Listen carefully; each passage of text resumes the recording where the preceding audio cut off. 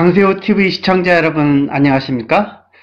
공권력 횡포 예방과 공정사회 구현을 위해 노력하는 강세호 TV의 강세호입니다. 강세호 TV 오늘 방송은 국민건강보험공단의 후안무치한 야만적인 행정에 관한 소식입니다.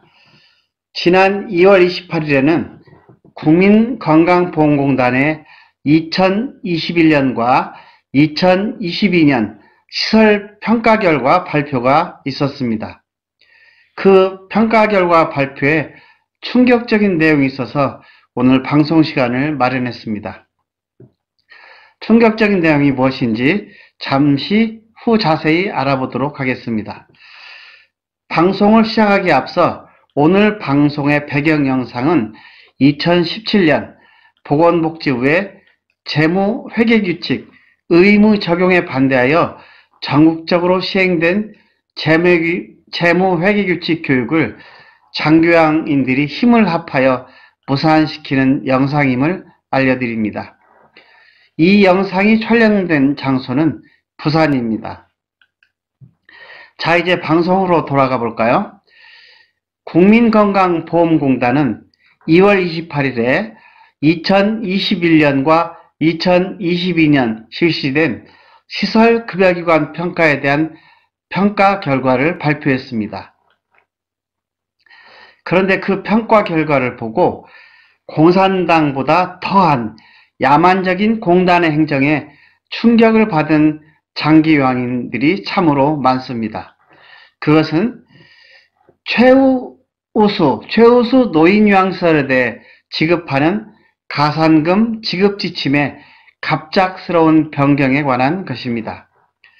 공단하는 일이 이재명과 다를 바 없다는 의견들이 장교양 현장에 팽배해 있기도 합니다.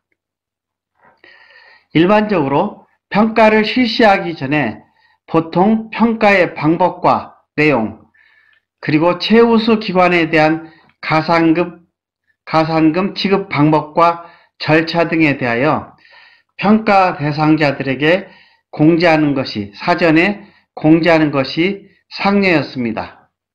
일례로서 공단은 지난 2018년 시설평가부터 2021년과 2022년 평가에 이르기까지 최우수 기관 A등급을 받은 기관에 대해서는 평가점수 상위 10%에 대해서는 전년도 공단으로부터 지급받은 급여수가 총액의 2%를 가산금, 경력금으로 지급하고 상위 10%에서 20%에 이르는 A등급 기관에도 전년도 급여수가 총액의 1%를 가산금으로 지급하였습니다. 이 경우에도 평가점수가 상위 20% 이내에 들어가는 최우수 시설급여 기관이라고 할지라도 5개 평가 대분류 영역에서 그중 하나의 대분류 영역에서라도 70% 미만이면 가산금 지급 대상에서 제외된다는 적용을 해왔습니다. 사실 평가 방법에 대한 고시에서는 이 70%나 70% 기준이라는 게 없었습니다. 아마 시설평가 평가심의위원회에서 임으로 만든 기준인 것 같습니다. 그러다 보니 2021년과 2022년 평가가 시작되기 전인 2021년 1월 국민건강보험공단은 평가 지침과 평가 매뉴얼을 공개한 바 있고, 그때 적용한 공단의 해당 평가 지침은 그 이전의 평가 지침을 준용하여 대영역 분류 점수가 70% 이상인 곳은 가산금을 지급받을 수 있다로 시설기관들은 이해하고 평가에 임하게 된 것입니다. 하지만 2021년과 2022년 평가를 다 마치고 2023년 2월 평가 결과를 발표하기 바로 직전인 2023년 2월 말경에 해당 지침이 상위 20% 점수를 받은 최우수 기관 중 대영역 분류 총 점수가 80% 이상인 최우수 기관에게만 가산금을 지급하겠다고 변경 발표한 것이 문제가 되는 것입니다. 이것은 마치 스포츠 게임에서 경기가 끝나기 바로 직전 또는 경기가 종료된 후에 게임의 규칙을 변경하는 것과 마찬가지입니다. 여러분, 말이 된다고 생각하십니까?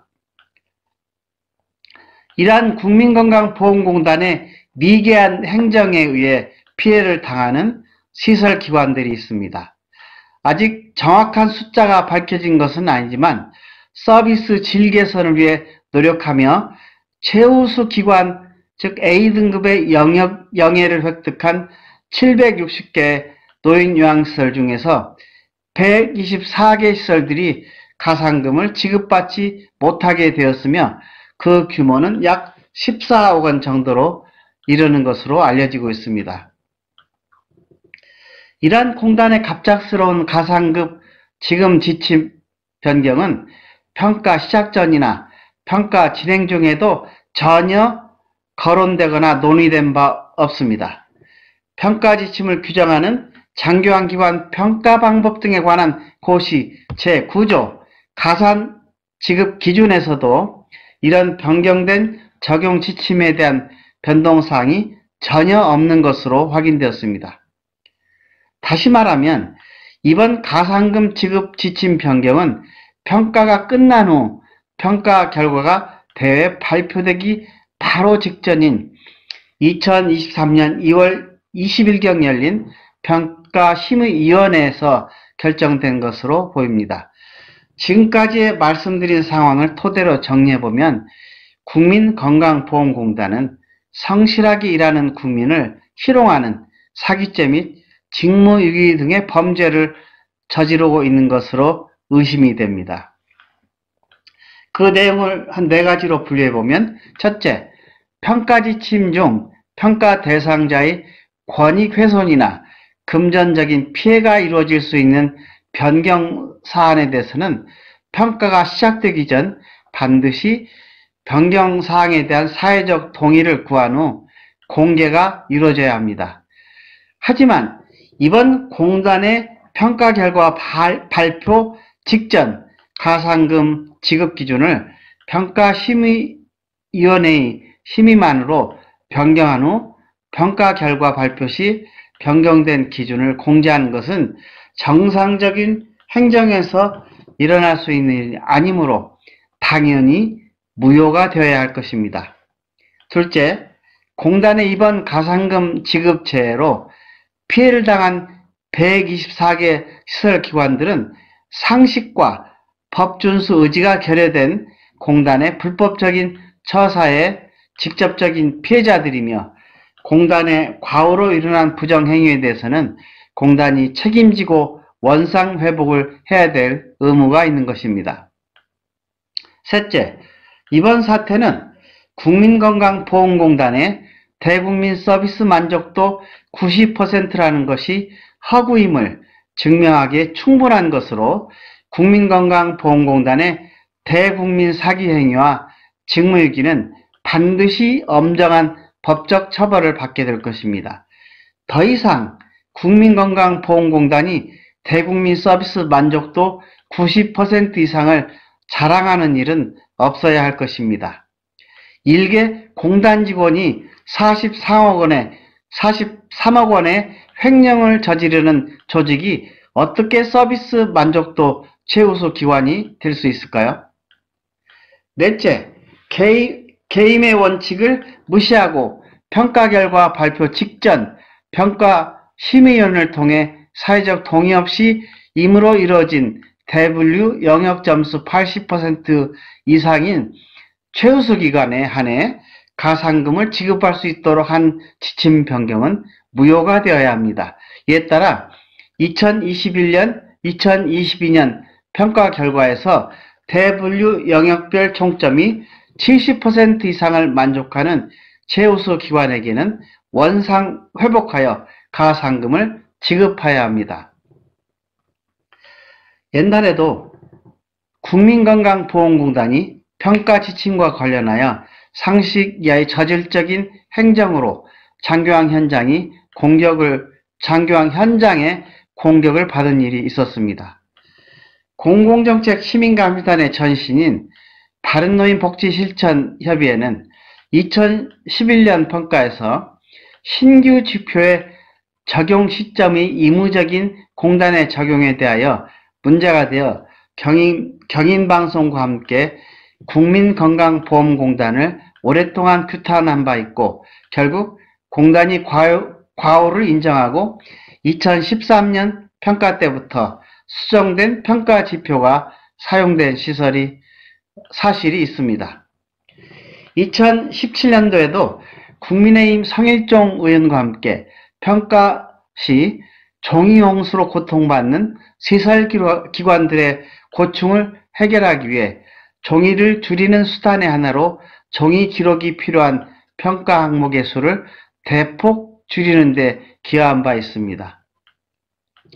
공공정책 시민감시단은 장교양 사단법인 공급자 단체들 그리고 여타 장교양 단체들과 연계하여 이번 평가지침 적용과 관련된 공단의 야만적이고 저질적인 행정을 예방하기 위하여 민형사상 법적으로 허용된 모든 조치와 더불어 온라인, 오프라인 미디어, 방송, 대통령실, 국회, 인권위원회 등 모든 국가적 피해보호기관 등을 통해서 국민건강보험공단의 국민에 대한 부당한 공권력의 횡포와 불공정을 바로잡는 데 앞장설 것입니다.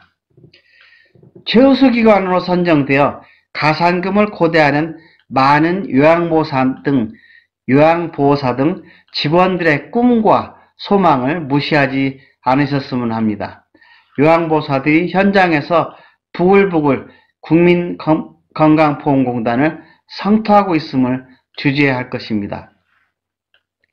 결론적으로 이번 사안에 대해 국민건강보험공단이 과오를 인정하고 적절한 개선 조치가 이루어지도록 촉구합니다. 만일 우리 요구에 대한 무시와 개선 조치가 따르지 않을 경우는 사기죄와 직무유기죄로 국민건강보험공단 이사장과 이 결정을 심의한 평가심의위원회 위원 전원 그리고 관련된 공단 직원 전체를 사법당국에 고발 조치할 것임을 미리 알려드립니다. 이러한 불상사가 일어나지 않도록 사전에 장교양 현장과 국민건강보험공단이 상생과 파트너의 관점에서 상호 이해하며 문제를 해결할 수 있기를 바랍니다. 오늘 방송 여기서 마치겠습니다. 시청해 주셔서 감사를 드립니다.